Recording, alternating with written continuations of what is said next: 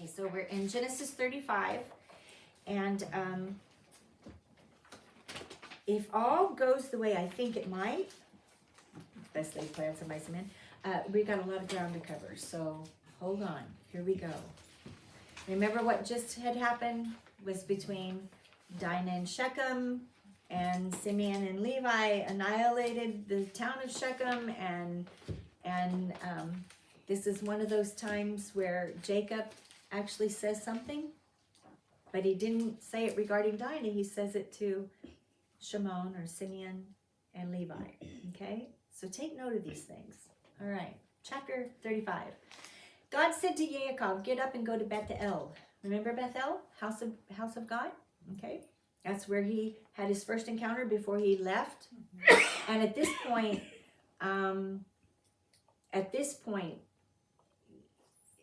it's way more than 20 years. He was gone 20 years. He's probably lived here 20, 30, maybe 10 to 30 years. Okay, so this has been a long time since he was back at Bethel. He goes, "And live there, and make there an altar to God." What's an altar to God mean? It's a part of covenant, right? It's a memorial. It's something to remind you. "Who appeared to you when you fled Esau your brother all those decades ago." And then Yaakov said to his household and all the others with him, "Get rid of the foreign gods that you have with you. Purify yourselves and put on fresh clothes." And of course, I'm going to stop right there. So, I used to read this and think, foreign gods. Oh, now we found out about Rachel taking her father's gods, right? They might have, but I think there's a lot more to it than that. Let me read on, and I'll tell you why I think that. We're going to move on and go up to Bethel. "There I will build an altar to God, who answered me when I was in such distress and stayed with me wherever I went." Right? Was he in distress? Yeah, on more than one occasion, and God's always there. "They gave Yaakov," listen very carefully, "all the foreign gods in their possession, and the earrings they were wearing, and Yaakov buried them under the pistachio tree near Shechem." So I'm going to stop right there. All the foreign gods. What did they just do? We just read last week that they pretty much annihilated Shechem. It's a Canaanite village. And they took the wives and the children and the possessions. What did they take? Foreign gods. Foreign gods. And the women had the foreign, right? Not to mention Rachel. Jewelry. And jewelry. There's so Probably was many. the women's. There's so many things about earrings, okay, and jewelry. Earrings could be, shh, they hear the children outside. Different earrings and different types of jewelry meant different things in different cultures. Some could be servitude, some could be your wealth, some could be the God you served, okay? We don't have that detail written here, but we can pretty much guess that the one that they were typically getting rid of here had to do with foreign gods, okay, or a foreign belief system. Some, like Roman soldiers, sometimes would wear an earring as like an amulet to ward off evil. That's not okay. So whatever it would be, it's not a prohibition against jewelry. If not, I'm in big trouble. Yep. It's not a prohibition against jewelry. It's always the condition of the heart, and it's always, why do you do what you do? Okay? It's why do I obey the law? Because I love him. I don't obey the law for salvation. No, absolutely not. Grace. Okay, I totally believe in grace, because there's nothing I could do to get his grace or his love. It is a complete, total gift from him. But if I love him, I obey him. Okay, so the same thing with the motivation of jewelry. My jewelry all has meaning, and sometimes y'all know I take it off and give it away. So because then it has meaning to somebody else. Okay, so it's the motivation of the heart. Okay, right. While they were traveling, verse 5, while they were traveling, a terror from God fell upon the cities all around them, so that none of them pursued the sons of Yaakov. What did Jacob just say to his sons, Simeon and Levi? You've made me a stench in their nostrils. Now they're going to come annihilate me. And God was like, Jacob, what did I tell you? Didn't I tell you I was going to make your nation? Didn't I tell you I was going to give this? And didn't I tell you? So now let me put the fear of your sons in the surrounding. Okay? Let's not look with our human eyes. Let's not perceive with our humanness. Okay? Let's let God be God, please. Yaakov and all the people with him, verse 6, arrived at Luz, that is Bethel, in the land of Canaan. That's the Canaanite name, is Luz. But the Hebrew name is Bethel, or Bethel, okay, is what we say today. He built there an altar and called the place El Bethel, God of Bethel, because it was there that God was revealed to him at the time when he was fleeing from his brother. God reveals himself. And we've touched on it before about the face of God. Okay, the face and glory of the majesty of God in the heavens, none of us, we would melt. But he has appeared in human form and we can speak to him face and face. We can be in his presence. Remember, face, panim, means presence. Okay, we can be in his presence. And we can abide and walk. Jacob actually had an encounter.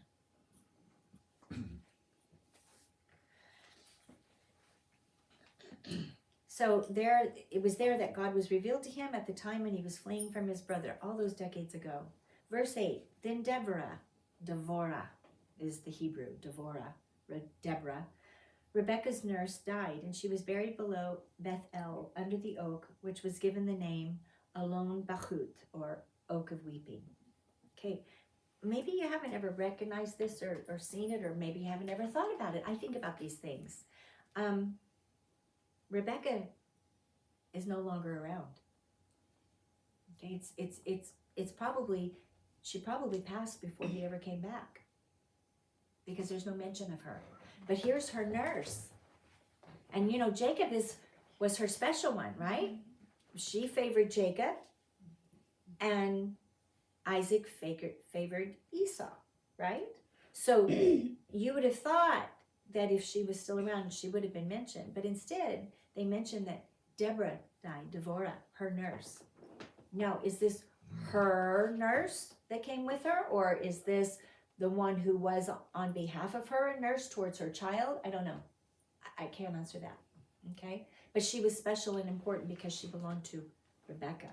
So therefore, she was important to Yaakov, Jacob, okay? And so she's mentioned, all right? And obviously, Oak of Weeping, so she was important to him, okay? All right. Verse 9, after Yaakov arrived from Padam Aram, where was that? That was way up here, right? Padam Aram, God appeared to him again and blessed him. And God said to him, your name is Yaakov, but you will be called Yaakov no longer. Your name will be Israel. This is like now we're going through some of the sequences that happened, right? Mm-hmm. Thus he named him Israel. And God further said to him, I am, there's that name, Yad He, right? I am. Ani, actually, is what it says in the Hebrew here. I am El Shaddai. Be fruitful and multiply. A nation, indeed, a group of nations will come from you. Kings will be descended from you. Moreover, the land which I gave to Abraham, Yitzhak, I will give to you, and I will give the land to your descendants after you. And then God went up from there, meaning, oh, this is an encounter. They're having, I don't know what. Doesn't give us the detail, okay? But God went up from there. He had spoken with him. And Yaakov set up a standing stone. We know what that is, a memorial, right? Mm-hmm. In the place where he had spoken with him, a stone pillar. And then he poured out a drink offering on it and poured on it, oil on it, And Yaakov called the place where God spoke with him, Bethel, house of God. Okay? I am El Shaddai. Shaddai is almighty. most powerful. Okay? Almighty God. Now, some of us are thinking El Gabor, right? Thank you. I'm going to need another one.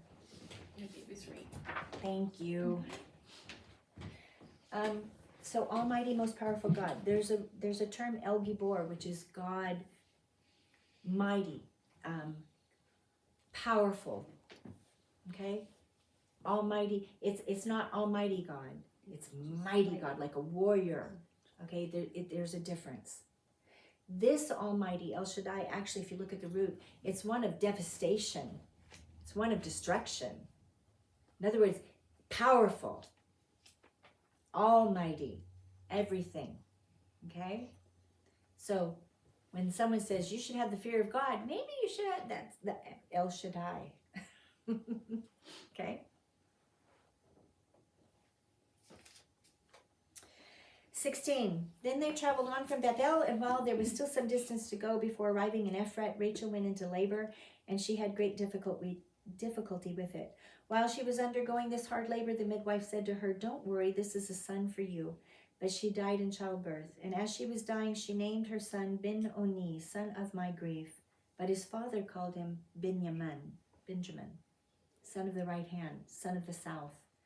So Rachel died and was buried on the way to Ephrat. This is Bethlehem, okay, house of bread. Yaakov set up a standing stone on her grave, and it's a standing stone of Rachel's grave to this day, the day of this writing, not necessarily today.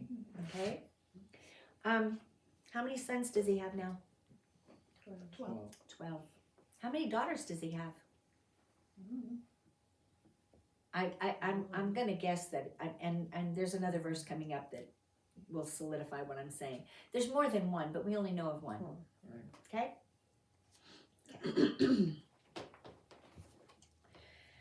Now we get to some interesting chapters and verses.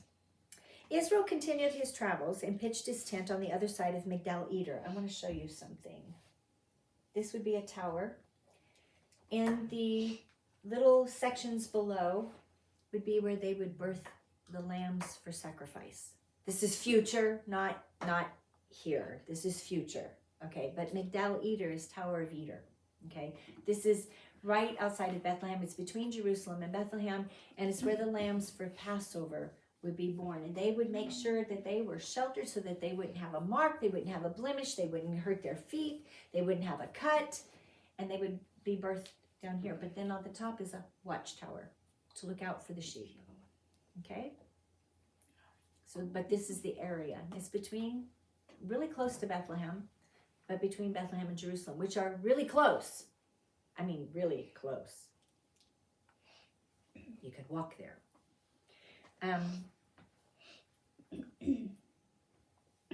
It was while Israel was living in that land. You have to understand the boys now. Well, not Benjamin. He's young, but the others, they're men. Because Dinah was what was she? 7th born of Leah, right? Leah had 4. Then Bilhah, right? Then Zilpah, right? Then Leah had 2 more, and Dinah that we know of, so she's much younger, but yet we already had this account of Dinah and Shechem. So we're not talking young children, we're talking adults, except for Joseph. Joseph is younger than Dinah, right? Okay, but Benjamin is really young. Okay.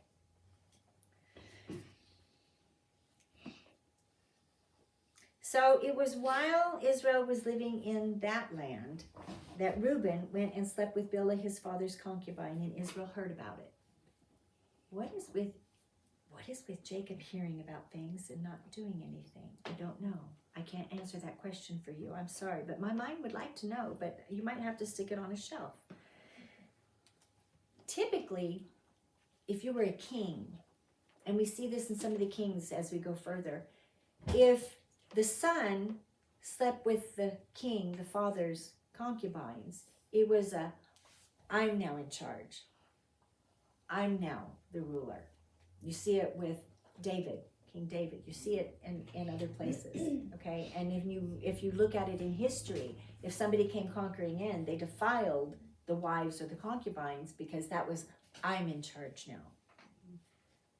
So I don't know, Reuben, what were you thinking?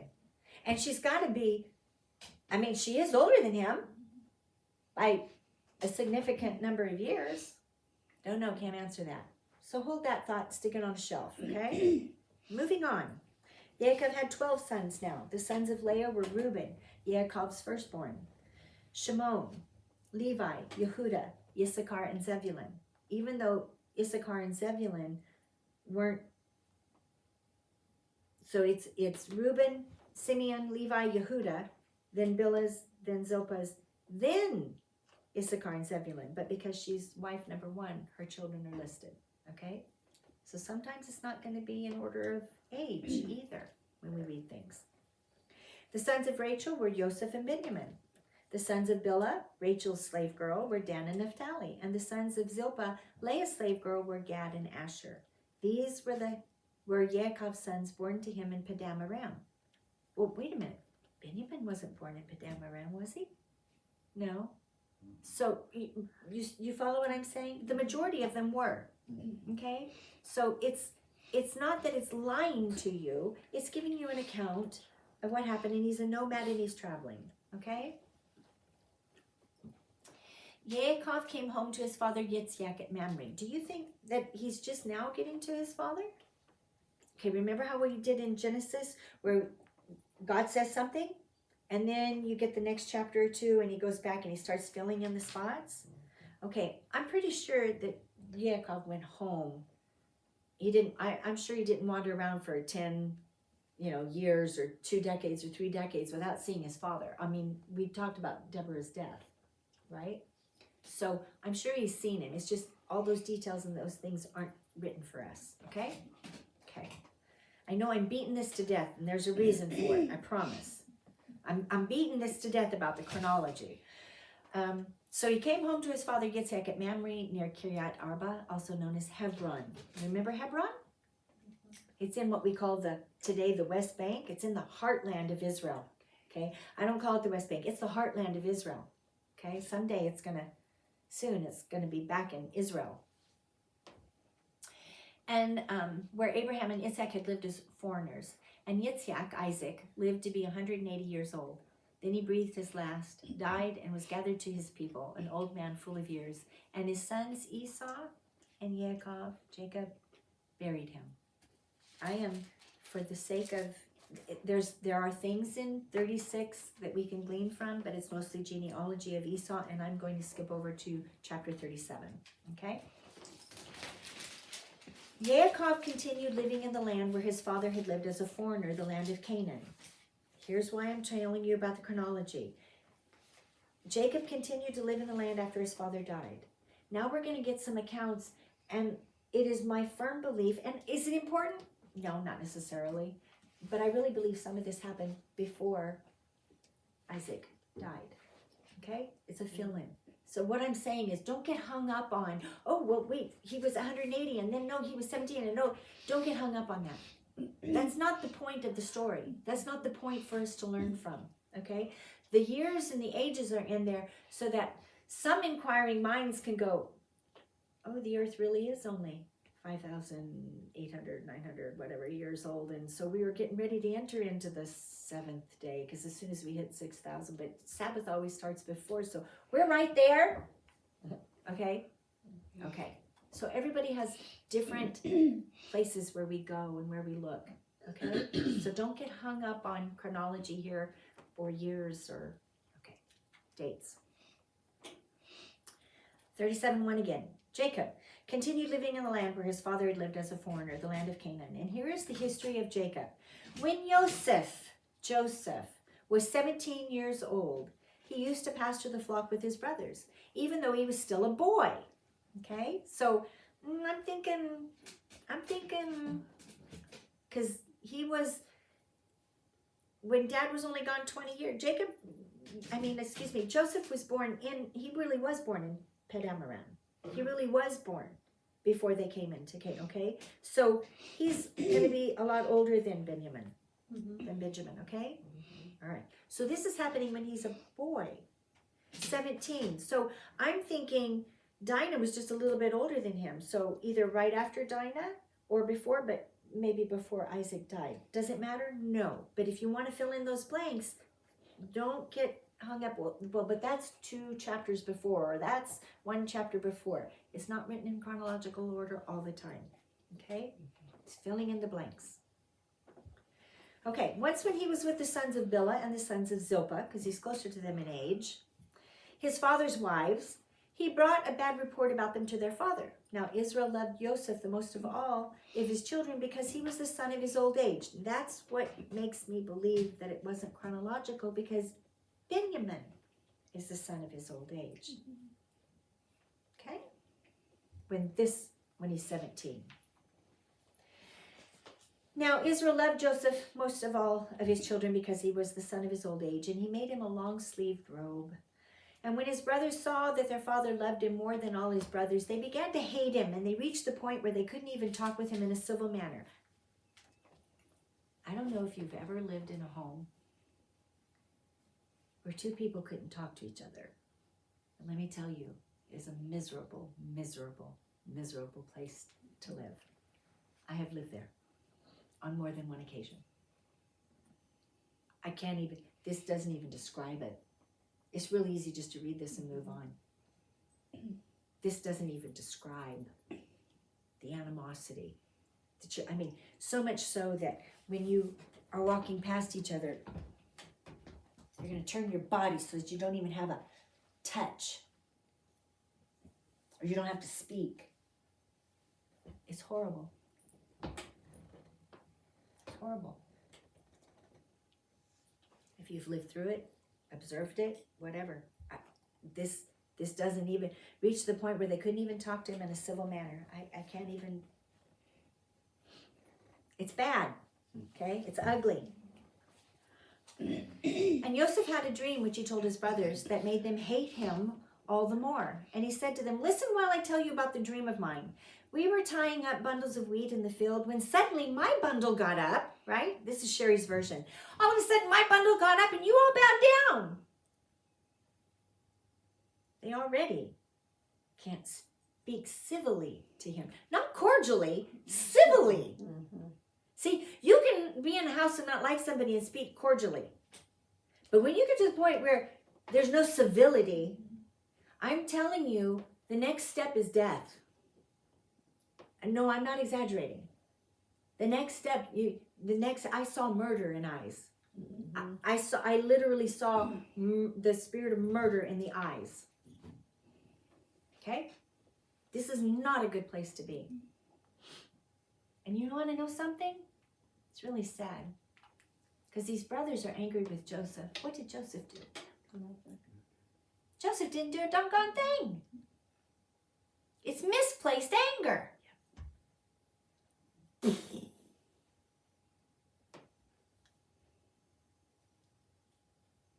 It's the father who's lavishing.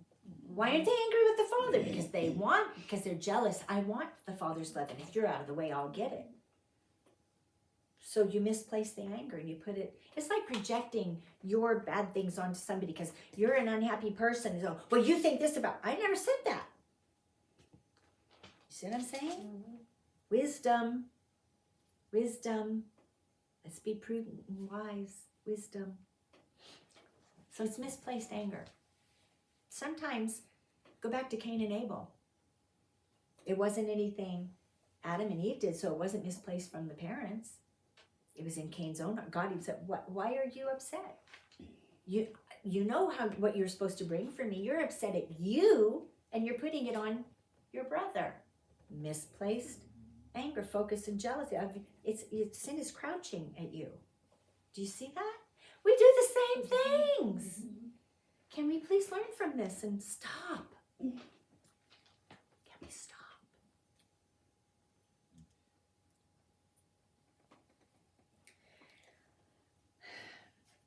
His brothers retorted, "Oh, yeah, right. You'll be our king. Sure, that'll be the day. You'll do a great job of bossing us around, won't you?"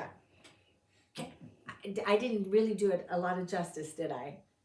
No, I mean, it was oozing with hatred. It was oozing, it was beyond sarcasm. Oh yeah, that'll be the day. Ah, did you hear the hate? That'll be the day when you're our king. When we bow down before you.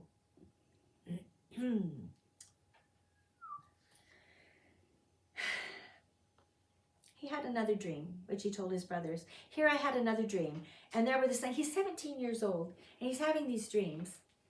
And, you know, at 17 years old, this is, I don't know, this is how God's speaking to him. Didn't his father have dreams?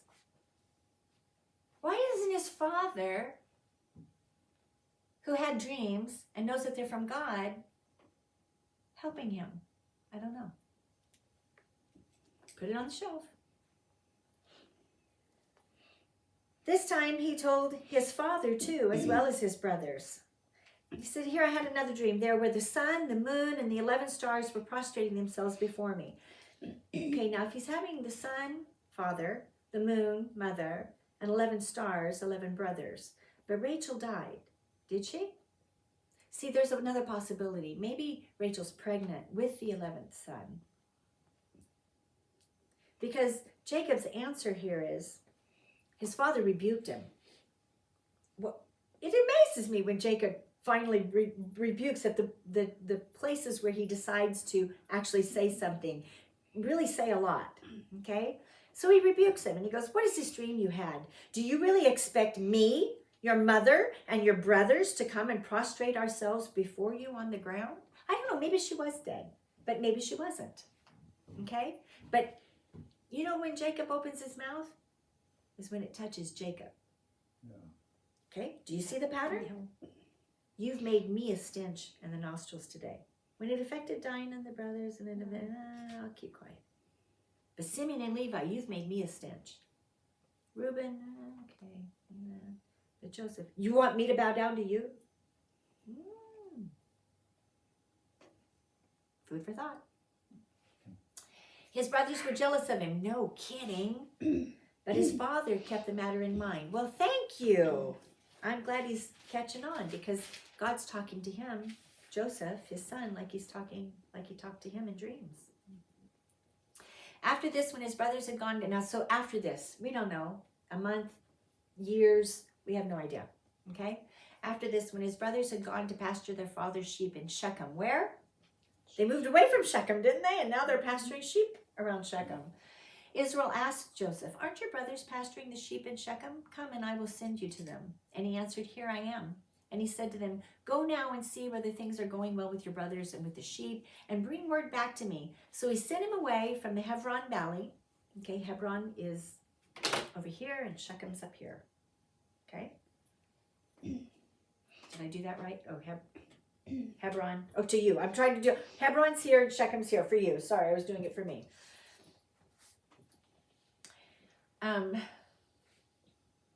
There he found a man wandering, where a man found him wandering around in the countryside, and the man asked him, what are you looking for? I'm looking for my brothers. And he answered, please tell me, where are they pasturing the sheep? And the man said, they've left here, because I heard them say, let's go to Dothan. And so Joseph went after his brothers and found them in Dothan. They spotted him in the distance, and before he had arrived where they were, they had already plotted to kill him. Didn't I tell you that if you lose all civility, the next thing is death? That is hatred. That is hatred. Misplaced, but it's hatred, nonetheless. Thank God our God is the exact opposite. So we should be too. Okay? Mm-hmm. They said to each other, look, here comes this dreamer. Yeah, oh, here you come. Here comes that dreamer. I mean, can you just imagine? And here he is, this young kid. I mean, maybe he's still 17, maybe he's 18, maybe he's 19, but he's still a lot younger than they are. So come now, let's kill him and throw him into one of these water cisterns here. And then we'll say that some wild animal devoured him. Do they even care about their dad? We'll see what becomes of his dreams. Yeah, well, then we'll see who bows down to who.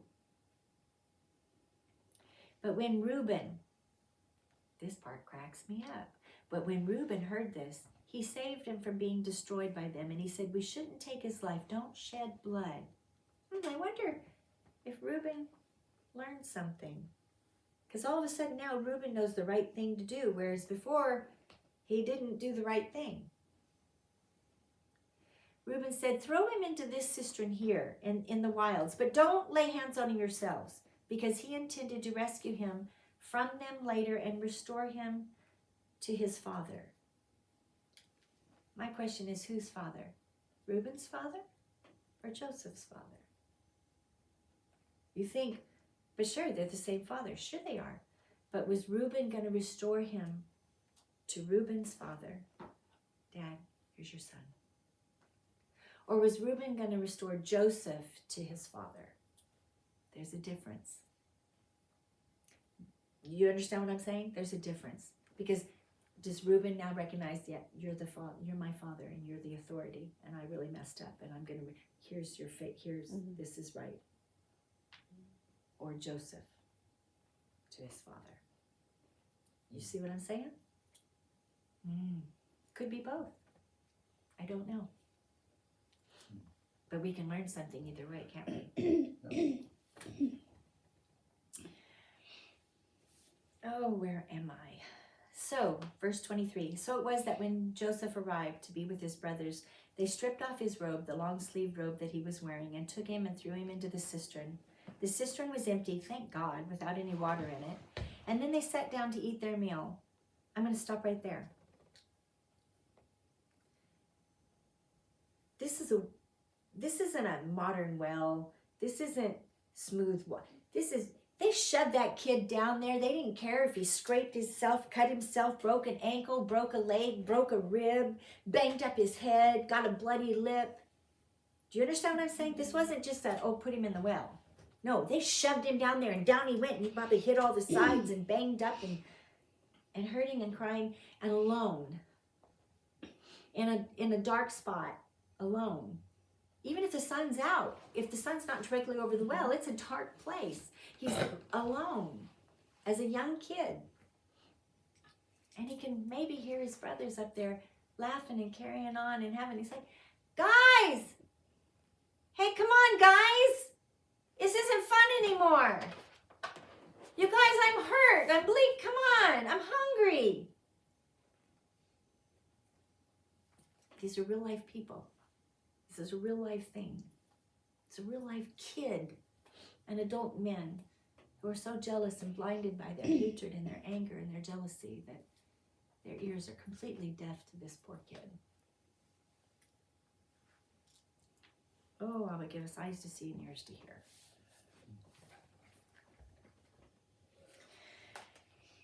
Then they sat down to eat their meal, verse 25. But as they looked up, they saw in front of them a caravan of Ishmaelim coming from Gilead, their camels loaded with aromatic gum, healing resin, and opium. Opium. That comes out of Afghanistan now, doesn't it? I'm sorry.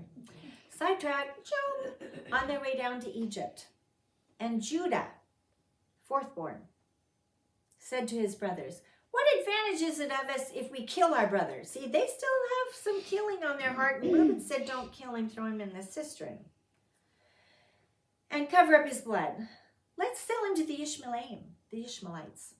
Ishmael, our grandfather's brother. Right? So there's not really, they're really, it's not like family reunions. You usually go to uncles maybe, but not great uncles and great grandparents' families, so you think, okay. Instead of putting him to death with our own hands, after all, he is our brother. He is our own flesh.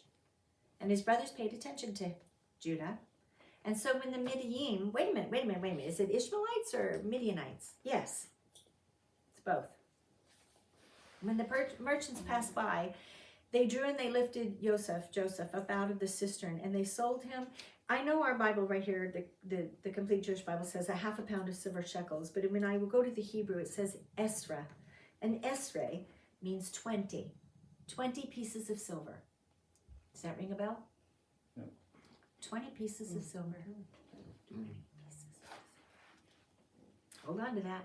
We're going to get to there in a few weeks. And they took, and these Yishmaelim took Joseph to Egypt. Okay?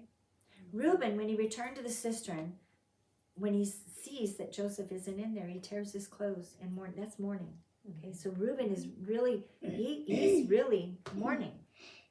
That's not something you just, oh, well, he's not here, I got to tear my clothes and act like I'm mourning. No. It's an actual, wear your heart on your sleeves. Okay, if you're Eastern mindset, you wear it. Okay, I can remember as a child, my father used to always tell me, we know exactly what you're thinking. We know exactly how you feel. Because it reflects. See, I'm more Eastern than Western. Sometimes that might, I'm only kidding. They're Eastern men even, I mean, if you look at the Middle East now even, men express themselves. Okay, they throw the dirt. This is real life. So this is a real life mourning. Reuben really truly is upset. It's not an act. It's not something he's just doing. He's really upset that where is this boy? Because he understands that he's attached to his father, right? Okay. So he returned to his brothers and he goes, the boy isn't there. Where can I go now? You guys, we threw the boy. Where is he? He's not there. And then he finds out what happens, right? So they took Joseph's robe, they killed a male goat, and they dipped the robe in blood. Oh, what a tangled web we weave when we practice to deceive. I can't believe they're going to do this, but they do. And they brought it to their father saying, we found this. Do you know if it's your son's robe or not? Well, of course they knew it was their son's robe, right? He recognized it and he cried, it's my son's robe. Only there's an exclamation point there. So, forgive me, but Jacob was like, it's my son's! Right? Rip the clothing. Tear out the beard. I'm not, okay? Throw the dirt, the ashes. It's my son's! My only son? Son of his heart. Later he actually says, he's the only one left, talking about Benjamin. He's my only son left. Is God. Okay? Out of the abundance of the heart, the mouth speaketh. It's my son's robe. Some wild animal has torn Joseph in pieces and eaten him. Only there's, again, an exclamation point. So he's wailing. It's loud.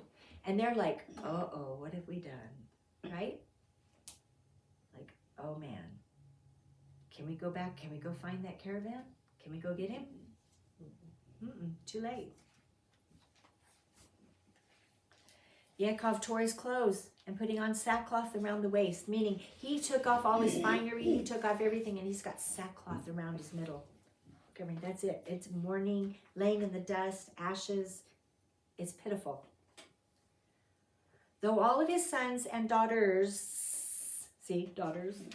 tried to comfort him, he refused all consolation, saying, no, I will go down to the grave to my son. My son. My son. He was like him in many ways.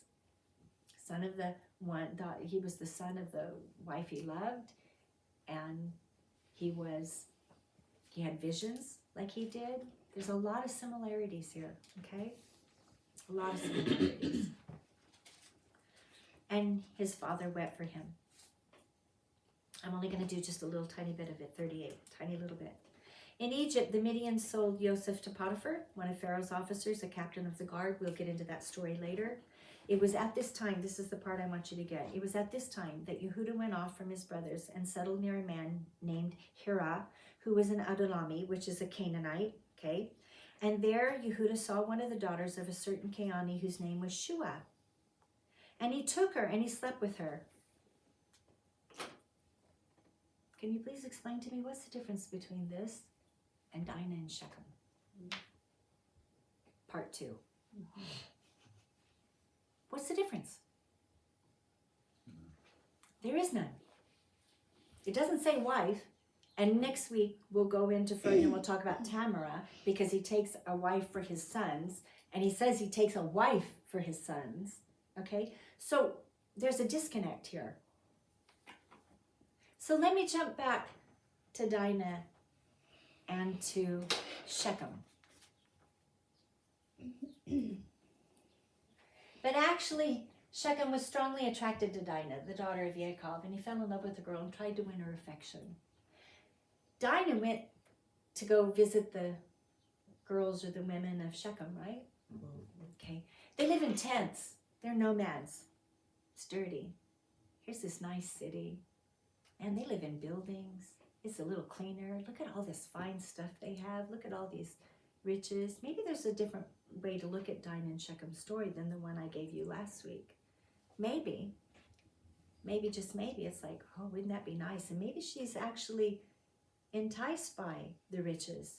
And maybe Shechem, who's the son of the king of the city, the one in charge, who's very well respected and has the ears. I mean, the men do exactly what Shechem and Hamor ask.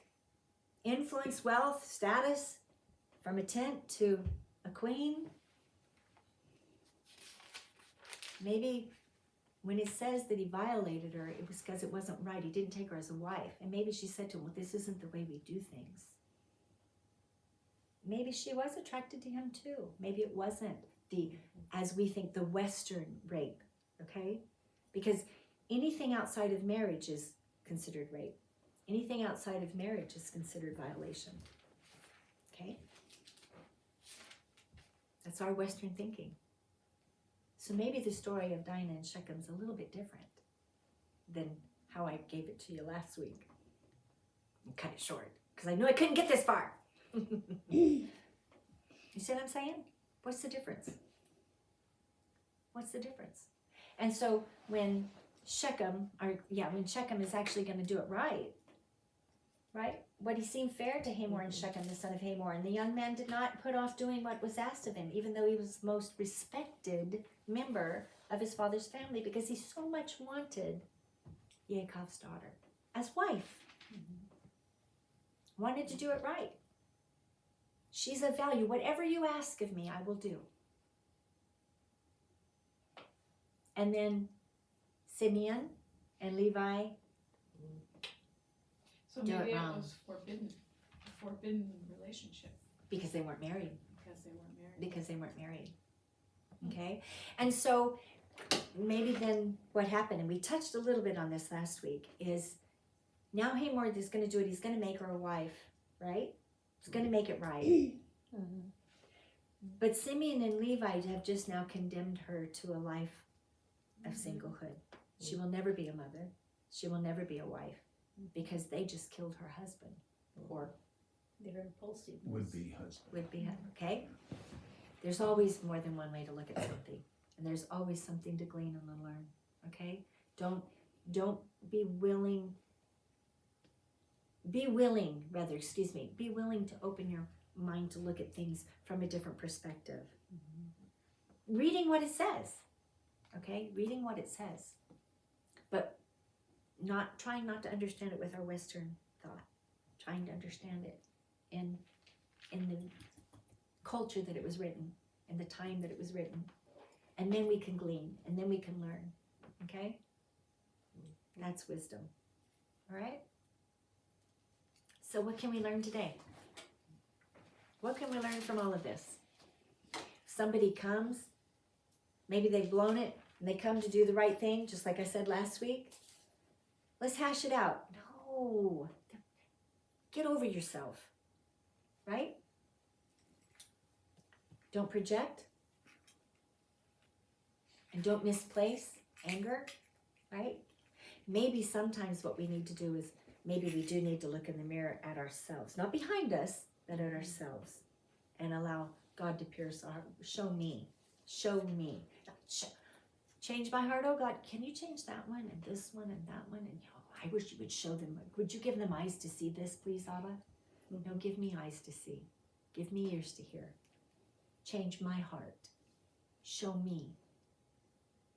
I guarantee you, if you walk there, you'll walk in his presence. You'll walk and abide with him.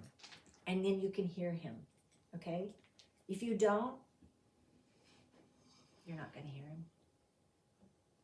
Those who worship me, thank you, Abba. Those who worship me in spirit and in truth. You can walk into church, synagogue, wherever, Christian concert, and the music sounds wonderful, and everybody's enjoying themselves. But if the heart isn't right, you're not worshiping in truth. It can sound beautiful. Oh, wasn't that wonderful? It just sounded so. And God's going, Clanging cymbals. But when I was a little girl, a woman was singing so out of tune, it was unbelievable. And it was the most beautiful sound. Thank God I had his ears as a child. I can carry a tune. We know that. This woman could not carry a tune. And it was the most beautiful. Because I heard her heart. Okay? So let's not walk with eyes of flesh. Let's not listen with ears of flesh. Give us eyes to see. Us. Give us ears to hear. Change our hearts. Okay?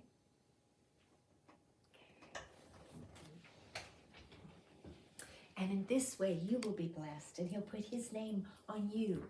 And I changed the words a little bit to us so that I can be included, okay?